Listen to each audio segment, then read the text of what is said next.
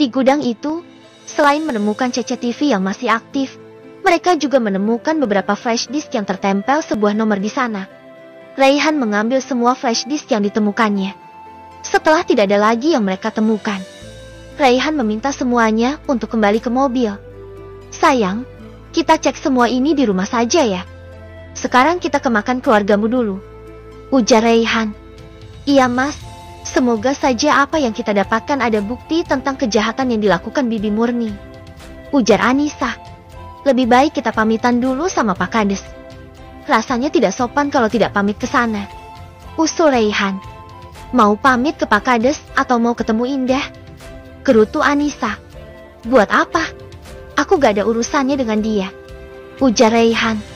Awas ya kalau sampai genit sama dia, ujar Anissa.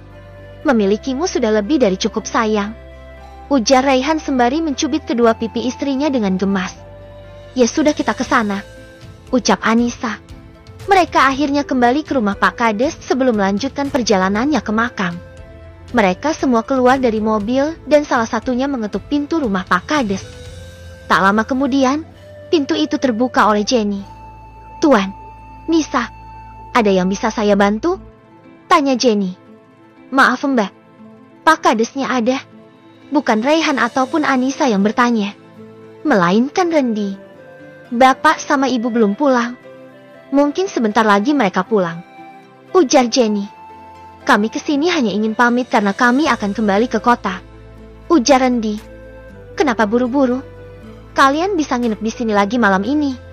Kami akan sangat senang dengan kehadiran kalian, ujar Jenny. Maaf kami tidak bisa berlama-lama di sini, karena pekerjaan kami tidak bisa ditinggalkan lebih lama, ujar Randy. Saat mereka sedang berpamitan dengan Jenny, Pak Kades dan Bu Kades datang menggunakan motornya. Itu bapak pulang, ujar Jenny. Pak Kades menghentikan motornya di samping rumah dan langsung menemui rombongan Raihan. Maaf tuan, saya habis ada kondangan. Kenapa kalian di luar saja? Ayo masuk dulu, ujar Pak Kades. Di sini saja pak. Kami kesini hanya ingin berpamitan karena kami akan kembali ke kota. Kami juga ingin mengucapkan banyak terima kasih pada Pak Kades dan keluarga atas semua bantuannya. Dan kami mohon maaf karena sudah merepotkan bapak dan keluarga, ujar Randy. Tidak masalah tuan. Kami justru senang karena tuan dan rombongan sudah membantu pendukung saya ini, ujar Pak Kades. Maaf tuan. Tuan kan dari kota. Apa saya bisa numpang ke tuan untuk ikut ke kota? Sebenarnya saya ingin kerja di kota, hanya saja bapak tidak mengizinkan karena saya sendirian. Siapa tahu bapak saya mau mengizinkan jika saya pergi bersama kalian, ujar Jenny dengan sedikit ragu. Anissa memicingkan matanya mendengar ucapan Jenny. Ada rasa tidak rela jika dia ikut bersamanya. Bukan karena dia sombong atau merasa dirinya paling hebat karena sudah menjadi orang kaya, tapi karena dia tidak ingin ada niat terselubung di dalam hati wanita itu. Karena yang dia lihat, adiknya seperti terobsesi dengan Raihan. Tapi walau bagaimanapun keluarga Pak Kades sudah berbaik hati memberi mereka tumpangan dan menyambut mereka dengan ramah. Randy yang diberi pertanyaan seperti itu mengalihkan pandangannya pada Raihan. Dia meminta kepastian dari bosnya itu. Sementara itu, Raihan mengalihkan jawabannya pada Anissa. Dengan berat hati dan karena rasa terima kasihnya pada keluarga Pak Kades, Anissa menyetujui permintaan Jenny. Aku juga mau ikut Mbak Jenny ya Pak. Aku juga mau cari kerja di kota, ujar Indah. Mbak Jenny boleh ikut, tapi maaf untuk Indah saya nggak bisa memberinya tumpangan, ucap Anissa. Kenapa nggak biasa? Mbak Jenny saja boleh. Lagian aku sama kamu seumuran. Kamu saja bisa tinggal di kota. Kenapa aku nggak boleh? Aku bahkan jauh lebih pintar darimu, ujar Indah dengan ketusnya. Bukan itu masalahnya. Mobil kami sudah penuh. Apa kamu mau berdempetan dengan anak buah kami? Ujar Anissa. Ya gak mau. Nanti mereka kesenengan, ujar Indah. Sudahlah Indah. Kamu kan sudah bapak suruh lanjutin kuliah di kota dekat sini. Ngapain kamu mau ikut ke tempat yang jauh? Biarkan saja mbakku ikut dengan mereka. Lagian mbakku lebih bisa menjaga diri daripada kamu. Bapak gak mau kamu kenapa-kenapa di kota orang, ujar Pak Kades. Ya sudah, kalau kamu mau ikut, cepat kemari barangmu, ucap Pak Kades pada Jenny. Tapi Pak, aku juga pengen kerja di kota. Lagian aku udah besar. Aku berhak pergi kemanapun yang aku mau. Kerja di kota pasti lebih menyenangkan, ujar Indah. Tidak boleh. Kamu boleh ke kota setelah mbakmu mendapatkan pekerjaan dan udah punya tempat tinggal. Biar kamu ada yang mengawasi di sana, ujar Pak Kades. Indah mengerucutkan bibirnya mendengar perkataan sang bapak. Sedangkan Jenny langsung masuk ke dalam rumah untuk mengemas pakaiannya.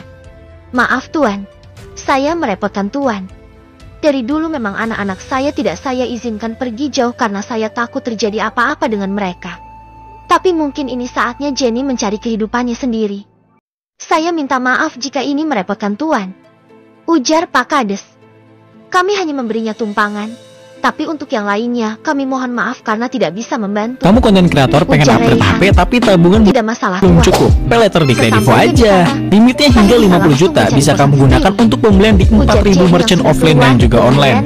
Cicilan 30 hari hingga 24 bulan, bebas pusing. Bunganya juga mulai dari 0%. Sekarang beli gadget sefleksibel itu. Yuk buruan cobain Kredivo sekarang juga. Ujar Pak Kades. Ya sudah, kalau begitu kami pamit Pak Kades.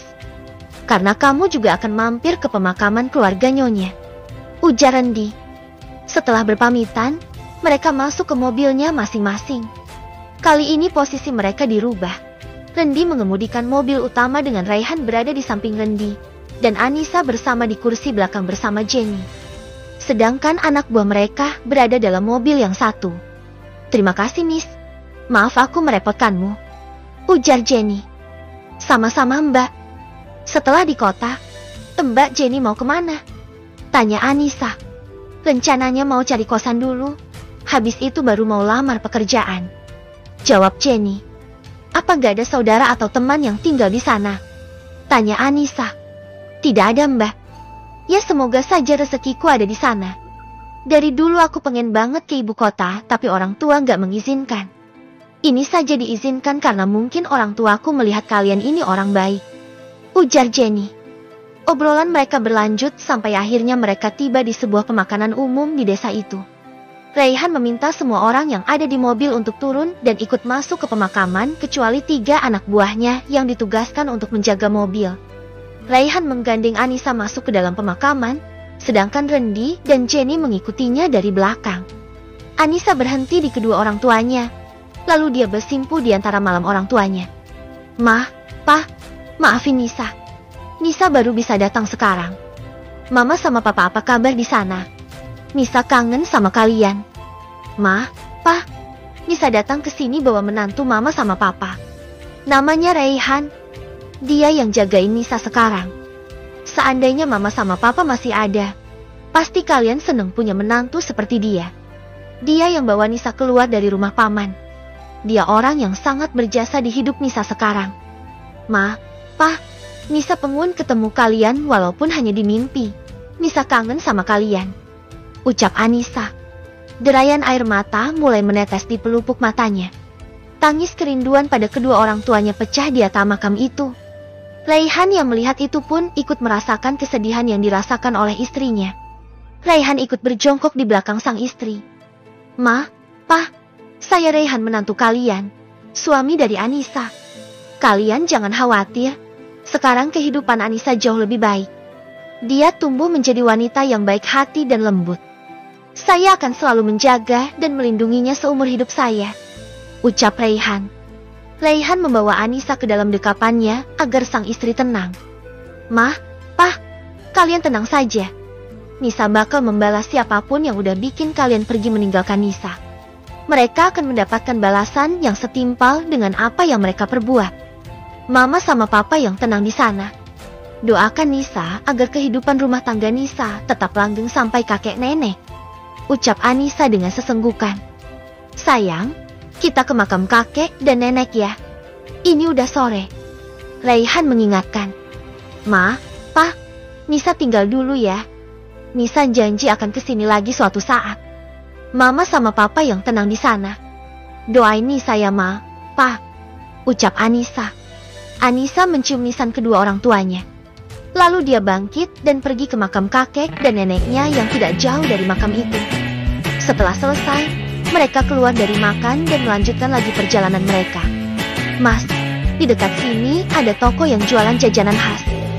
Kita mampir dulu ya, semoga saja belum tutup, ujar Anissa. Raihan tidak menjawab.